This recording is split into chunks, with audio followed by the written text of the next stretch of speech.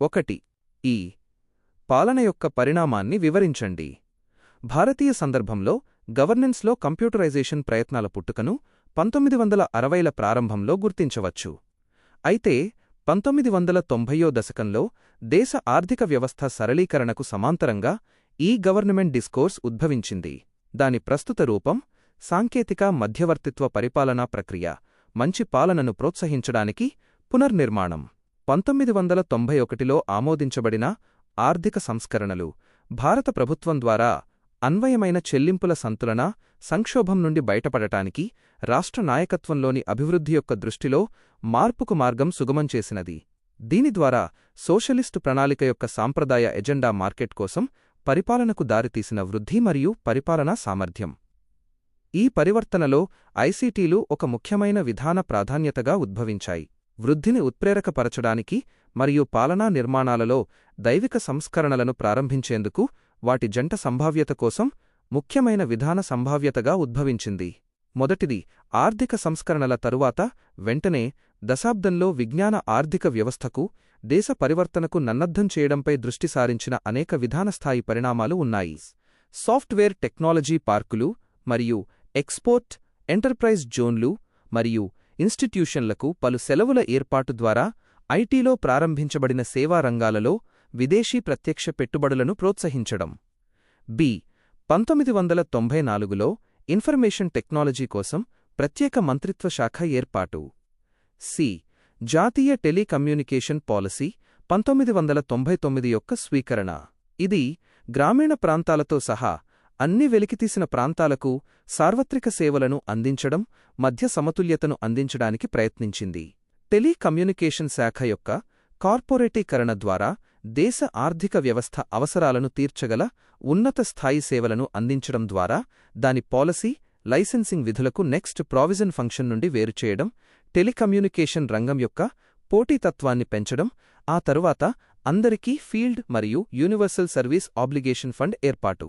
రెండవది అధిక సామర్థ్యం, పారదర్శకత, సౌలభ్యాన్ని మరియు జవాబుదారీతనంతో పాటు అవినీతిని పెంచే విధానపరమైన సంక్లిష్టతను తగ్గించడం కోసం ఐటీ ప్రారంభించబడిన సేవారంగాలలో అభివృద్ధి చెందుతున్న సామర్థ్యాలను ఉపయోగించుకోవడంపై దృష్టి సారించింది.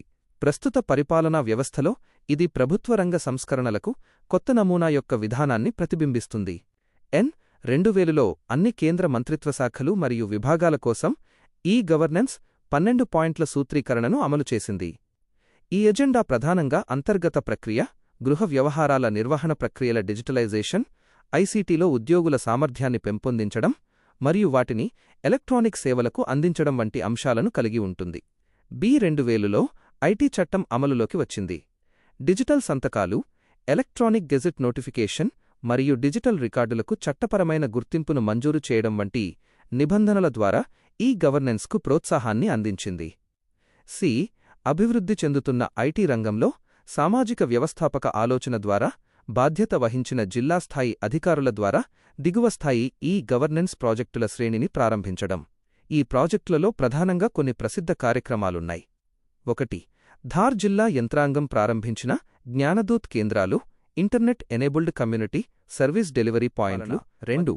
సీతాపూర్, యూపీ రాష్ట్రం జిల్లా యంత్రాంగం ఏర్పాటు చేసిన ఫిర్యాదుల పాయింట్లకు లోకరీ కేంద్రాలు డిజిటల్గా ప్రారంభించాయి. 3. స్నేహితులు మరియు twin single window utility bill చెల్లింపు కేంద్రాలను తిరువనంతపురం, కేరళ రాష్ట్రం మరియు హైదరాబాద్ జిల్లా యంత్రాంగం ప్రారంభించింది. ఈ కార్యక్రమాలన్నీ విజయం సాధించలేదు. డిజిటలైజ్ గవర్నెన్స్ కోసం ఒక ఉమ్మడి మద్దతు లేకపోవడం వల్ల అవి ప్రతికూలంగా ప్రభావితమయ్యాయి. కాని వారు కొత్త ఈ గవర్నమెంట్ ప్రక్రియలు పరివ్యాప్తంలోకి ప్రవేశించడానికి వేదికను ఏర్పాటు చేయగలిగారు. 2. ఈ పాలన యొక్క వివిధ భాగాలను చర్చించండి. గవర్నెన్స్ అనే పదం గ్రీకు పదం కుబెర్నావ్ నుండి వచ్చింది. దీని అర్థం నడిపించడం. కాబట్టి పాలన అనేది రాష్ట్ర వ్యవహారాలను నడిపించే ప్రక్రియ. ఎలక్ట్రానిక్ గవర్నెన్స్ లేదా ఈ గవర్నెన్స్ అని పిలువబడే పాలక ప్రక్రియలో ఐసిటీని ఉపయోగించడం ద్వారా ప్రభుత్వరంగంలో ఒక కొత్త నమూనా అభివృద్ధి చేయబడింది. పాలన ప్రయోజనం కోసం అప్లికేషన్ ఇన్ఫర్మేషన్ టెక్నాలజీ మరియు కమ్యూనికేషన్ను సాధారణంగా ఈ గవర్నెన్స్ అంటారు. ఈ గవర్నెన్స్ ద్వారా ప్రజలకు పారదర్శకంగా సమాచారాన్ని పంపిణీ చేయవచ్చు. ప్రభుత్వ సేవలను అందించడానికి మరియు సులభతరం చేయడానికి ప్రభుత్వంచే ఇన్ఫర్మేషన్ అండ్ కమ్యూనికేషన్ టెక్నాలజీ ఐసీటీని ఉపయోగించడం ఈ-గవర్నెన్స్గా నిర్వచించవచ్చు.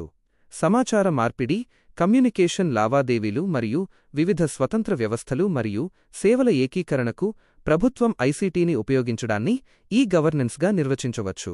మరో మాటలో చెప్పాలంటే, ప్రభుత్వ కార్యకలాపాలను నిర్వహించడానికి మరియు పాలన యొక్క లక్ష్యాన్ని సాధించడానికి సాంకేతికతను ఉపయోగించడం. ఈ గవర్నెన్స్ ద్వారా ప్రభుత్వ సేవలు అందుబాటులోకి వచ్చాయి. పౌరులు మరియు వ్యాపారం అనుకూలమైన, సమర్థవంతమైన మరియు పారదర్శక పద్ధతిలో ఈ గవర్నెన్స్ సౌకర్యం మరియు ప్రభుత్వ నాణ్యతను మెరుగుపరచడం మరియు ఈ మెయిల్, వెబ్సైట్, ఎస్ఎంఎస్ కనెక్టివిటీ మరియు ఇతర ఎలక్ట్రానిక్ మార్గాల ద్వారా ప్రభుత్వ ప్రక్రియలో ప్రజల భాగస్వామ్యాన్ని నిర్ధారిస్తుంది. ఉదాహరణలు: ఈ గవర్నెన్స్లో digital India initiative, national portal of India, prime minister of India portal, Aadhaar, ఆన్లైన్లో పన్నుల లాభాలు మరియు చెల్లింపు, డిజిటల్ ల్యాండ్ మేనేజ్మెంట్ సిస్టమ్ మొదలైనవి ఉన్నాయి. భాగాలు: 1. ఎలక్ట్రానిక్ పరిమాణంతో కూడిన సాంకేతిక భాగం. వ్యవస్థ లోపల మరియు దానితో మెరుగైన అనుసంధానం పెంపొందించడానికి ఎలక్ట్రానిక్ మార్గాలను ఉపయోగించడం గురించి అధికార నిర్మాణంలో లేదా దాని అంచు విలువలు ఉన్న వ్యక్తులకు ఇది సంబంధించింది.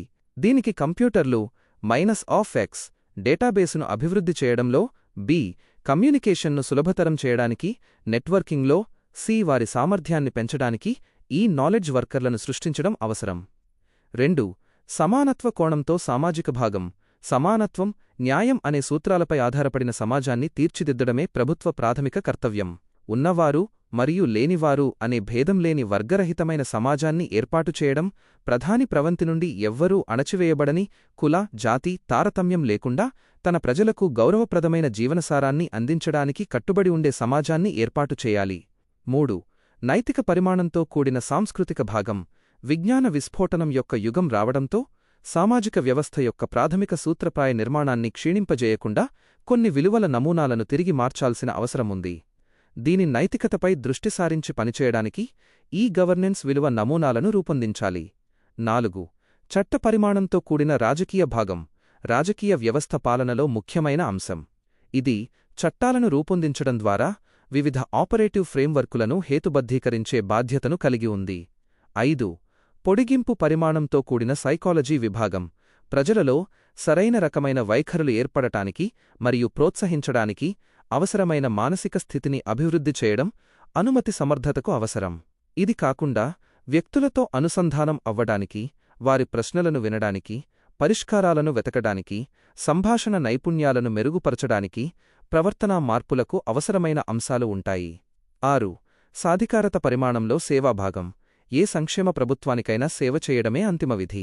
ప్రజలకు మంచి సేవలను అందించే ప్రదాతగా మరియు పాలసీ యొక్క డాక్యుమెంటేషన్లోని ప్రాథమిక అవసరాలు మరియు సామాన్యుల అంచనాలను కూడా సమీకరించవలెను, మరియు ఇది సరైన స్ఫూర్తితో అమలు చేయబడాలి.